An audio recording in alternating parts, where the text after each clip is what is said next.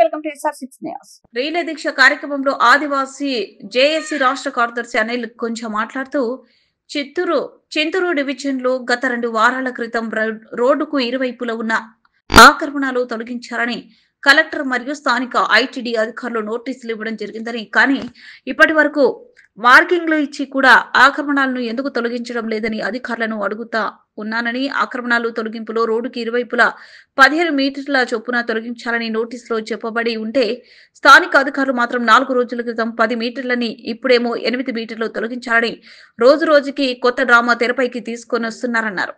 దీనికి కారణం రాజకీయ నాయకులు ఒత్తిడిలా లేక గిరిజనేతరులు ఇచ్చే సొమ్ములకు ఆశపడే అనే అనుమానాలు మా ఆదివాసీ సమాజానికి వ్యక్తం అవుతా ఉన్నాయని, ఆదివాసీ జేఏసీ ఆధ్వర్యంలో చింతూరు ఐటీడీఏ ముందు గత 32 రోజులుగా జరుగుతున్న దీక్షలో భాగంగా అధికారులను ఆయన డిమాండ్ చేశారు.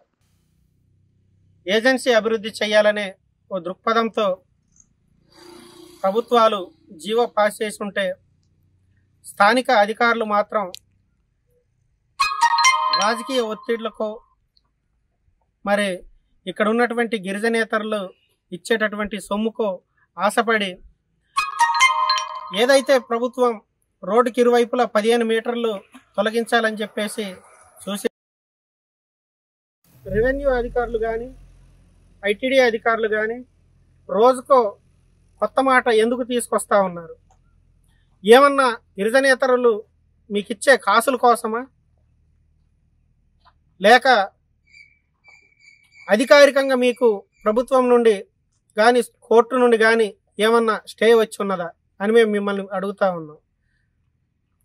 మీరు గిరిజనేతర సమాజాన్ని ఎందుకు ఈ రకంగా ప్రోత్సహిస్తున్నారనేది మాకు అర్థం అవ్వడం లేదు.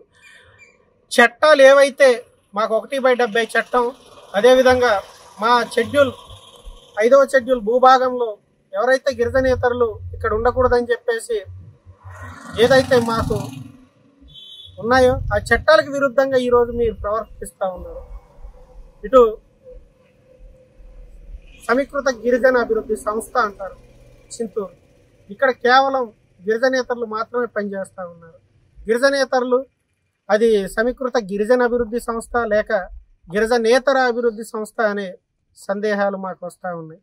కాబట్టి వెంటనే ఈ ఆక్రమణల మీద చర్యలు తీసుకోకపోతే మా ఆదివాసీ సమాజం రానున్న కాలంలో చేసేటటువంటి చర్యలకు మీరే తగిన మూల్యం చెల్లిస్తారని చెప్పేసి ఈ సందర్భంగా డిమాండ్ చేస్తూ ఉన్నాం.